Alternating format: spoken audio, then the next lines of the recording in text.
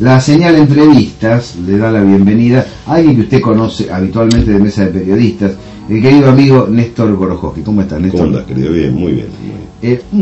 Una reflexión inicial del tema de actualidad fuerte. Ollanta Humala inició su vuelo por América Latina, vino a la Argentina. Su vuelo y su navegación, porque no lo arredraron las cenizas volcánicas. Así es. Se vino del Uruguay en un buque de Buquebus, acompañado por la prefectura argentina y la prefectura uruguaya. El tipo no se achicó.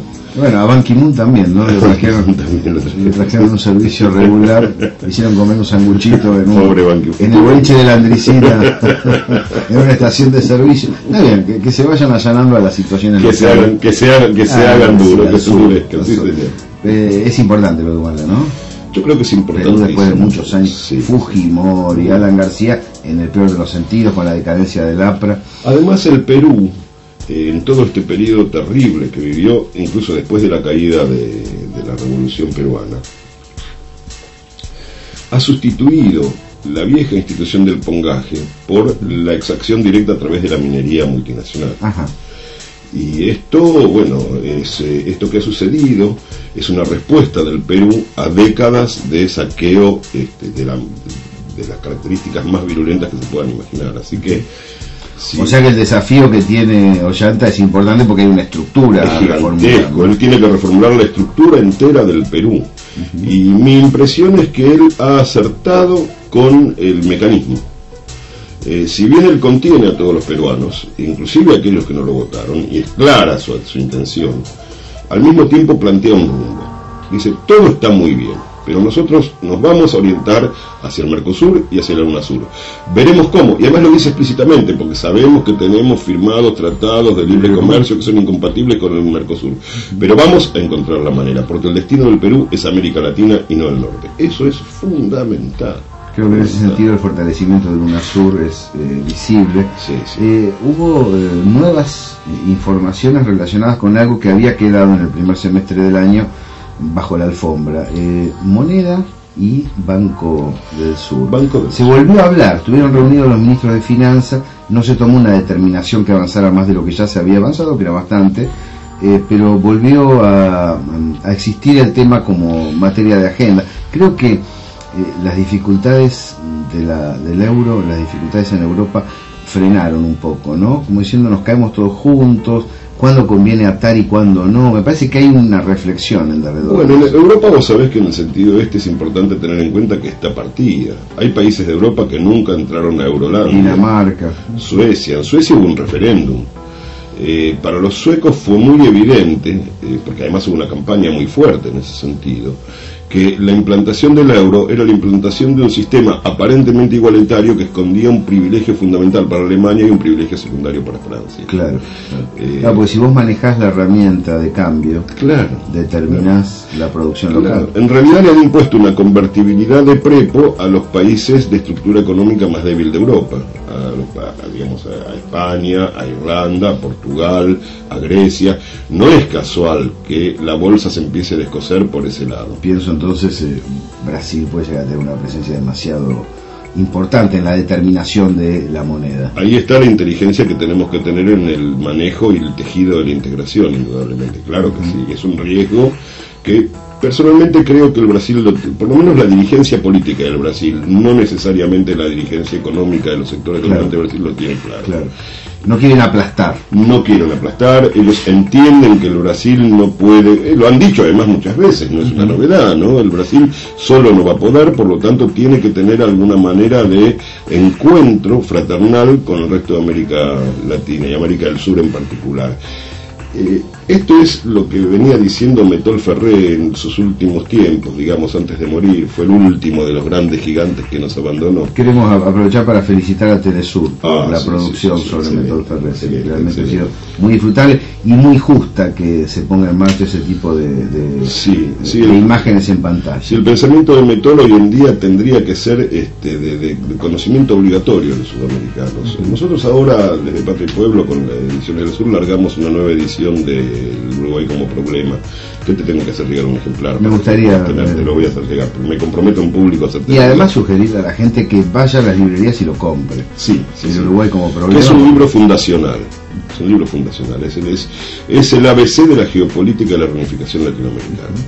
Él decía en sus últimos tiempos, me lo dijo a mí personalmente, me agarró y me sentó en un bar ahí en la calle, la cortada, no me acuerdo, Yacaré, creo, ahí en Montevideo, que había que tener mucho cuidado de no repetir, aunque no lo decía con estas palabras, la experiencia europea en América del Sur. Es decir, él lo decía con esa terminología propia que él inventaba permanentemente porque era un creador. Ojo que la alianza Buenos Aires-San Pablo es un nuevo mitrismo. Acá hay que integrar todo. Acá hay que integrar al Uruguay, hay que integrar al Paraguay, hay que integrar a Bolivia, hay que integrar todo. La reminiscencia de la Triple Alianza. Y bueno, a partir de ahí, como siempre hacía él, nos increpaba a los argentinos que teníamos que asumir la cabeza en el movimiento de aglutinación de los países hispánicos para que Brasil tenga con quién conversar. Claro. Si no, no tiene con quién hablar. ¿Y qué visión venía teniendo del Uruguay, propiamente dicho? Porque hay mucha polémica alrededor de la gestión del Uruguay, ¿no? Él tuvo una declaración pública. Bueno, eso es lo que hizo, respaldó a Mujica. Y lo dijo públicamente: yo respaldo a Mujica, el resto veremos. Y de hecho, cuando uno mira en este momento la polémica que hay entre Mujica y Danilo Astori por la captura de la renta excedentaria de las grandes propiedades, uno se da cuenta de la sabiduría del pensamiento de Metol, que siendo como es un hombre de origen blanco y cristiano, estaba más a la izquierda que muchos que se dicen socialistas en Uruguay. Mujica también es de origen blanco. Claro. O sea, los blancos uruguayos al final terminan siendo más revolucionarios que la izquierda uruguaya tradicional, digamos. Una cosa notable del Río de la Plata, ¿no?, que suele suceder. El movimiento popular presenta figuras al público que bajo una forma aparentemente conservadora, en realidad hace propuestas infinitamente más profundas que lo mejor de la izquierda. Recuerdo, yo escribí un librito llamado Progresismo y Reacción. Por ejemplo, claro. Se desnudaba lo progresista no es tal, no es tal en nuestras zonas, y lo reaccionario a veces tiene cosas para decir muy interesantes. Por supuesto. Fíjate, por ejemplo, una vieja anécdota argentina, un hecho histórico: la neutralidad de Argentina en la Segunda Guerra Mundial, que fue uno de los grandes. Claro, parecía a favor del eje. Bueno, eso fue producto del papá de Magdalena Ruiz Guiñazú, que no era un hombre de izquierdas, ahora era una posición revolucionaria, porque decía: nosotros no vamos a entrar en la contienda entre los grandes, entre las potencias, entre las grandes potencias. Ahora que mencionaste ese ciclo, y más allá de la contienda, estamos viviendo un periodo de crecimiento en el sur del continente y un periodo de crisis en Europa. Cuando hay crisis en Europa, ¿hay crecimiento en Argentina y en sus vecinos? Por lo menos hay la oportunidad de un crecimiento. Mi sensación es que América del Sur se encuentra ahora en las condiciones en las cuales estaba el México de Cárdenas en la década del 30. Y depende de América del Sur aprovechar o no aprovechar esas circunstancias. Uno podría de alguna manera hacer, si vamos a seguir haciendo símiles históricos, el símil histórico es muy peligroso, pero creo que nunca se da exactamente la misma condición. Nunca es igual. Pero uno podría pensar en los periplos diferentes que tuvieron la Argentina y el Brasil a partir de la crisis del 30, donde en Brasil se lanza, aunque desde mucho más atrás que la Argentina, un proceso nacional, popular, revolucionario bajo formas muy extrañas, pero reales, mientras que la Argentina queda, como respuesta a la década del 30, sometida a la década que terminamos llamando infame. Sí. Si bien en la Argentina la industrialización existió porque el imperio no pudo cumplir su parte del pacto colonial, hubo realizar aquí los productos que se compraban. Claro, pero eso fue una imposición de la realidad, fue un subproducto no querido, digamos. En cambio en Brasil empezó una marcha consciente, en el mismo momento que en la Argentina se hacían inconscientemente y sin ganas cosas que había que hacer, en Brasil se empezó a hacer conscientemente. Claro. Lo cual le permitió a Brasil en esos 10 años hacer mucho más que lo que la Argentina hizo por sí misma en esos 10 años. Y en este momento, ¿qué está pasando? Porque tengo la sensación que, a pesar de ciertas dificultades, la elaboración de productos manufacturados, sobre todo los tigres asiáticos en China, es un aluvión que América Latina debe tener muy en cuenta. Bueno, es decir, no es fácil hoy desplegar una política productiva. No, lo que te decía, Gaby, respecto a la pregunta que me haces es lo siguiente. En general, las condiciones de crisis nunca se repiten. Y esta crisis mundial, que es mundial y en cierto modo, a mi modo de ver, es mucho más profunda que la crisis del 30 todavía. por muchos motivos. En efecto, agarra a América Latina en un contexto mundial mucho más complejo para desarrollar una política industrial autónoma y autonomizante que la crisis del 30. Entre otras cosas porque existe la Organización Mundial del Comercio, que es una especie de sistema de opresión de las capacidades productivas de los países que no llegan a la industrialización institucionalizado a nivel global. Esto es así, lo cual obliga a ser mucho más ingeniosos, pero al mismo tiempo me parece que es muy probable que esta crisis del mundo central, del mundo metropolitano, nos abra puertas que tenemos que saber aprovechar. Por ejemplo, está el tema del Banco del Sur. Es fundamental que ese banco salga. Desgraciadamente nosotros, por los ritmos impuestos por las correlaciones de fuerza internas, al depender de las decisiones parlamentarias, de los senados, de las cámaras de diputados, donde hay un fuerte poder de lobby de los enemigos de la industrialización, vamos a decirlo con todos los nombres, parasitarios, rentistas. Sí, estamos yendo a un paso más lento de lo que realmente necesitamos. Pero igual estamos avanzando. Ahora, esperemos que esta lentitud derivada de las correlaciones de fuerzas electorales no termine haciéndonos perder una importante oportunidad. Ahora, es interesante ver cómo el dinamismo de la compra argentina enseguida genera una reacción mucho más rápida que en otros lugares. Hay un rearma rápido. Podríamos decir que la Argentina, con unos mangos en el bolsillo, genera un crecimiento silvestre directo. Así es. Por eso, claro, los esfuerzos han sido tan violentos. El 55 y el 76 son esfuerzos muy fuertes por aplastar la industria nacional de una manera directa. Es así, ¿no? Además fue abiertamente así.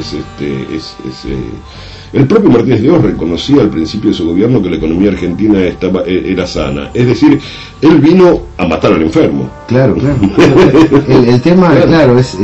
fíjate que esos ciclos de crecimiento, y no hablamos de los grandes, es decir, a partir del 45, sino de otros pequeños, fueron impulsados por ministros que lo único que hacían era no hacer nada, es decir, dejar el crecimiento silvestre sin oprimir la producción nacional. No sé, recuerdo Grispum, por ejemplo. Claro. Grispum en realidad no era lo que se dice un industrialista inversor, pero era alguien que entendía las reglas del mercado y decía, bueno, a ver, crezcan. Claro, les daba la oportunidad. Efectivamente. Duró lo que duró. Hay una militancia en contra de la industrialización por parte de un amplio sector de la dirigencia y del empresariado argentino. Y de los medios. Hay una nota que publicó La Nación en los últimos días muy interesante, que revela qué es lo que hay detrás de todo esto.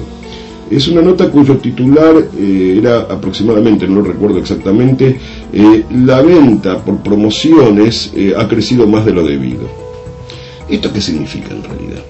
El sector comercial en la Argentina y en particular en las grandes ciudades está oligopolizado. Esto hay que decirlo con todas las letras. No lo dirigen las empresas, ni los pequeños grupos comerciales, ni los almaceneros, ni nadie de los que se creen que lo dirigen. Acá la venta al por menor está en muy pocas manos y muy concentrada. Para poder ganar mercado, estos sectores inventaron la historia de las promociones. ¿Cómo respondió el público? Respondió comprando las promociones, claro, y manteniendo la demanda efectiva de la cual estas empresas dependen, comprando las promociones. ¿Cuál era el objetivo, la vivada de la promoción? Vos sabés que cuando uno va al supermercado quiere comprar 100 gramos de jamón y termina comprando 2 tubos de dentífrico también. Entonces, detrás de la promoción estaba la idea de capturar a la gente para que comprara cosas que no estaban en promoción. Pero los argentinos parece que somos más vivos que los comprar las promociones. Ahora, el hecho de decir que esto es un problema significa lo siguiente: la economía se recalienta desde el punto de vista de quienes quieren ganar mucho vendiendo poco, o sea, trabajando poco, sin competir. Sí, es decir, generar una serie de productos únicamente para el mercado ABC1, claro, y dejar masas de hambrientos por allí que no tengan capacidad de consumo. Exactamente. El tema del recalentamiento de la economía, uno de los caballitos de batalla de Domingo Cavallo. En general los liberales dicen que vienen a frenar la inflación, en realidad lo que frenan es el crecimiento económico. Frenan el consumo. La inflación en la Argentina es importante, Néstor, y qué raigambre tiene. Mira, es un tema que es un tema no menor. Realmente es un tema no menor. Me parece que, si bien por motivos absolutamente válidos, por otra parte, hay diversas medidas de la inflación, aún generadas por el propio Estado Nacional. De todas maneras, hay un fenómeno de disparada de ciertos precios, que en algunos casos tiene un componente político. Acordate del tomate 18 pesos, acordate, pero que también tiene que ver con la no adaptación de la oferta global de bienes de consumo a la demanda creciente. En ese sentido, la política del gobierno me parece muy correcta. Creo que las últimas disposiciones y declaraciones de Lamarque del Pont, la actual presidenta del Banco Central, marcan el rumbo adecuado, diciendo, bueno, estamos prisioneros de una ley de entidades financieras presentada por la dictadura, pero a pesar de todo, en largas conversaciones con el sector bancario, hemos logrado alguna modificación de su conducta y están empezando a dar créditos para la producción. Aclaro, entre líneas, una ley de la dictadura y el sector bancario. Es decir, fue una ley del sector bancario a través de la dictadura. Entonces lo que está diciendo, inocente. Claro, lo que está diciendo Lamarque del Pont es, estamos enseñándole, o, digamos, de la única manera que estos tipos entienden, a que tienen que poner plata en la producción. Pero esto también lleva su tiempo, y mientras tanto hay un desfasaje grande que lógicamente lleva a tensiones importantes, y obviamente los sectores liberales, partidarios de la Argentina atrasada y con mercado pequeño, se niegan a salir de ahí. Digamos que como complemento de esto, y no menor tanto en el impulso del consumo como en la equiparación de los índices inflacionarios, está esa enorme institución que no siempre se valora con su real dimensión, que son las paritarias. Sí, por supuesto. Donde el movimiento obrero se sienta y dice, necesitamos esto, claro. Además con información, con diligencias que han pispeado un poco más de lo que lo habían hecho las últimas décadas, y dijeron, como ustedes están ganando esto, yo estoy siguiendo las discusiones paritarias con mucha intensidad desde adentro, donde me van contando, en las discusiones empresariales son más difíciles para los empresarios hoy, porque los trabajadores tienen datos sobre datos de las ganancias empresariales, claro. Y como ostensiblemente en los últimos 5 años ha habido ganancias importantes, los trabajadores exigen. Las tasas medias de ganancia en la Argentina, históricamente, han sido siempre mucho más elevadas que en el mundo metropolitano. Es decir, el señor, no sé, Thyssen, o el señor, no sé, Ford, estaría en la gloria si en Estados Unidos o en Alemania hubiera estas tasas de ganancia. Claro. El señor Peugeot, digamos. Claro. Ahora, esto lo único que marca es la necesidad de bajar las tasas de ganancia para que la ganancia se provea por el lado del incremento de la producción y del consumo, y entonces sí, el volumen crece mucho más que lo que crecería el volumen de ganancias a partir de un mercado reducido, pero con una ganancia individual unitaria menor. Sí. Bueno, eso se llama capitalismo. Claro. Eso se llama capitalismo. Finalmente, Néstor, en comparación con el planeta, con lo que vos conocés sobre la situación internacional, la situación del cono sur y de Argentina en particular, ¿es próspera? ¿Puede considerarse próspera? Sí, es decididamente próspera, y hay que aprovecharla, porque estas oportunidades no se brindan todos los días. Más allá... El 2001 no fue en vano. No. La gente hizo en la calle lo que tenía que hacer. Exactamente, ese es el verdadero viento de cola. Ese es el verdadero viento de cola. Un gobierno que asume el mandato implícito del 2001, más allá de idas y vueltas, y de saberlo o no, inclusive. Más allá de saberlo o no, más allá de saberlo o no, han asumido el mandato implícito del 2001, y esto marca un camino a una nueva Argentina posible que solamente puede darse, eso sí, y ahí hay una claridad profunda del gobierno en un marco de unificación sudamericana. Esto es fundamental. Néstor Borojowski, nos seguimos encontrando toda la semana. ¿Y qué le vamos a hacer? Gracias por acompañarnos aquí en La Señal.